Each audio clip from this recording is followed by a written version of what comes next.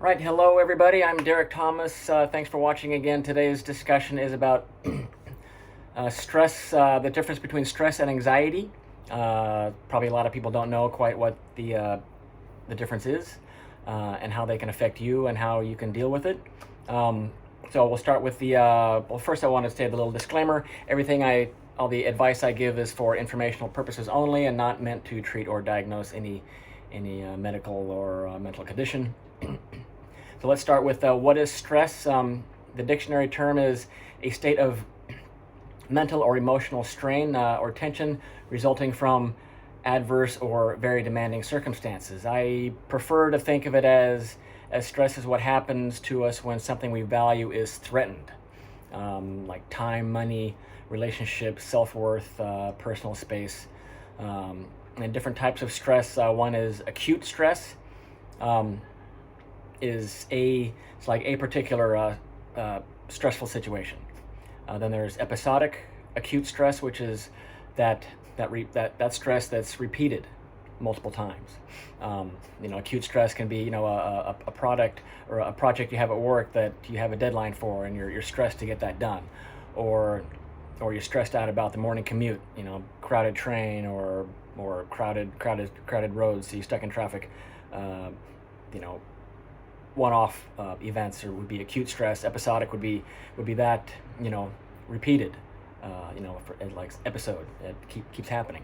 Then there's chronic stress, which is even after the stressful moment has passed, you're still stressed out about it. So that's stress, and we'll discuss next a quick overview of anxiety. The dictionary term for that, or one of the dictionary terms, is a feeling of worry, nervousness, or unease, typically about an imminent event or something that has an uncertain outcome.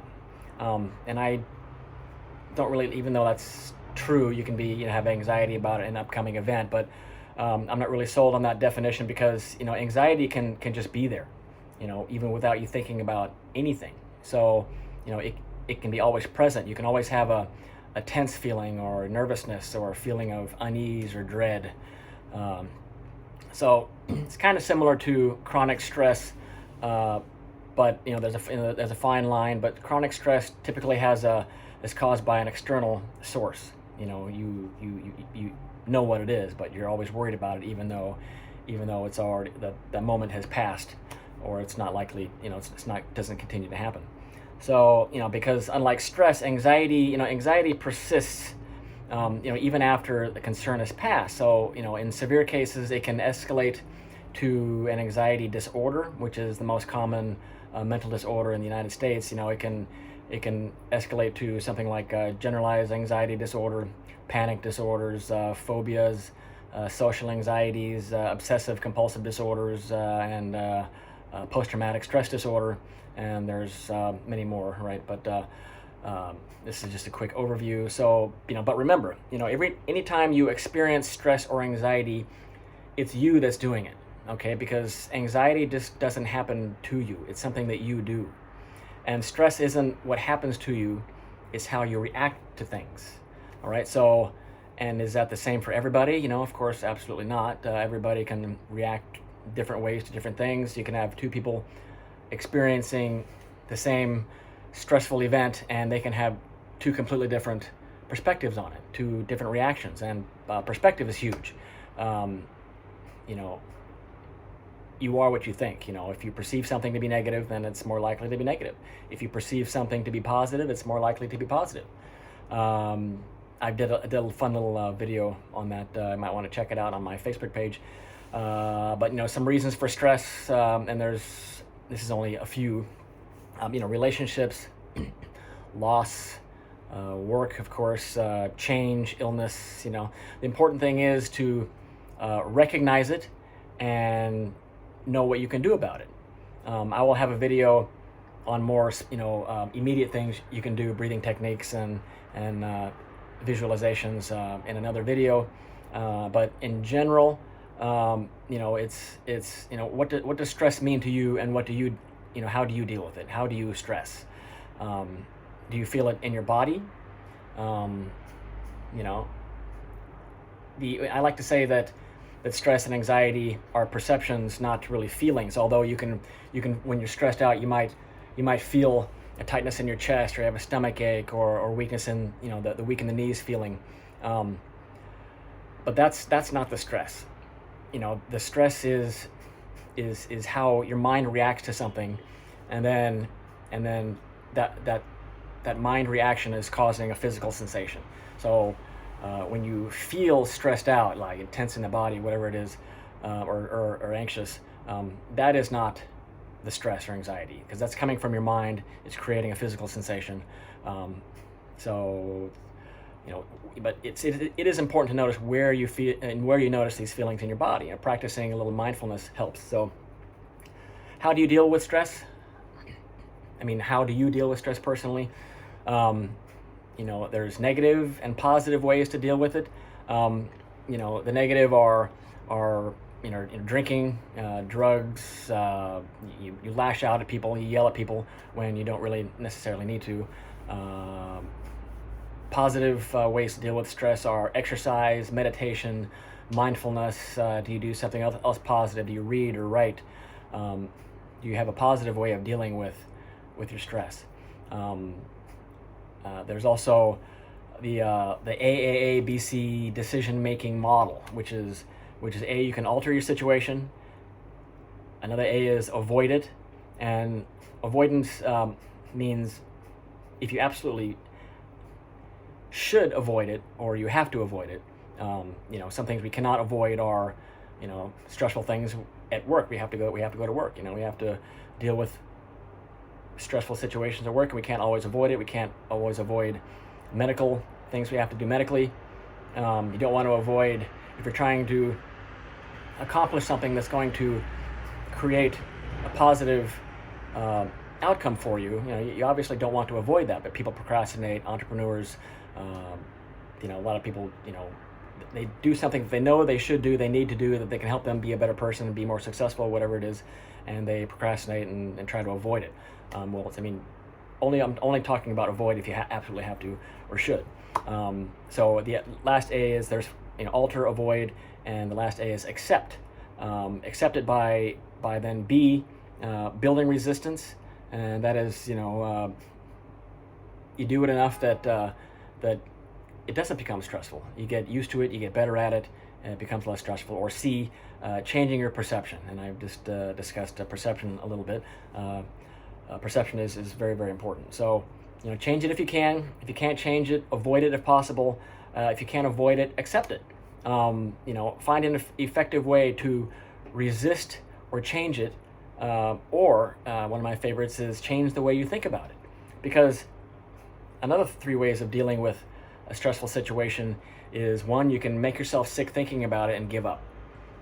Or you can make yourself sick thinking about it but push through it, but you're just suffering through it the whole time. Or the last one is change the way you think about it and just get through it anyway. A good example is somebody who has to speak publicly. Some people are deathly afraid to do that. So you can either give up, make yourself sick and push through it anyway, or tell yourself, hey, I'm gonna do a kick-ass job, and I'm gonna be nervous, but I'm gonna do a great job, and I'm gonna do the best I can, and the crowd's gonna love me, and they're gonna learn a lot, and you think of the positive things that are gonna happen afterwards. So I think we can probably would all love to choose number 3 on that one. But things you can do to really help yourself deal with stress. These are general things I'm talking about. Like I said, I'll do another video on immediate things you can do, breathing techniques and the visualizations that you can do in the short term. But in general, self-care is hugely important. Stay active, exercise, walk, work out, do other sports, social events. Connecting with people is an extremely powerful remedy for stress, anxiety, and depression. There's a great book by Johann Hari called Lost Connections, and it's a fabulous book on depression and how being more social can really help overcome that. There's also diet. Eat healthy, eat nutritious foods. Cut your sugar, processed foods. Chronic stress, for example. It's better to avoid caffeine. Keep your microbiome healthy. Another great book by Dr. Dr. Davis, something or other, sorry. Can't remember his whole name, but his book's called Super Gut. He talks all about your microbiome and how to keep that healthy. Phenomenal book. So the lifestyle changes are, quitting smoking or drinking, or making sure you sleep more, maybe a career change if you need it, or a move, and some of these things, they require, a serious mindset change, which is one of the things that I can help, I help people with. If you got erectile dysfunction and you need to, quit smoking, or you need to deal with your stress, or you need to, some of the major things, work on your blood pressure and stuff like that. Some of it, starting a workout routine, some of these things require, a major mindset change, which is what I help people with. You can always start your own new habits gradually, but if you want to kickstart it, I can certainly help out with that. But it's not always easy. Just to quit smoking, right? It's hard for a lot of people. It's hard for people to change their diet and start eating healthy. It's hard for people to start a workout exercise and keep it, lose weight and keep it off. So a lot of people have a hard time dealing with major life changes is my point. And so there's that little voice in your head, which I've talked about before. You need to change that little voice to a much friendlier voice. Don't let it beat yourself up. But overall, my favorite way is to deal with stress and anxiety is to change the way you think about it, because and not only that, because if you can change the pictures in your head and the words you say to yourself, you can it can really change your life. So that's it for now. I hope it helped. If you'd like to join one of my programs, please look in the description below. Click the link, make an appointment, or for a chat. We can discuss how I can help you more specifically. And that's it for now. Thank you.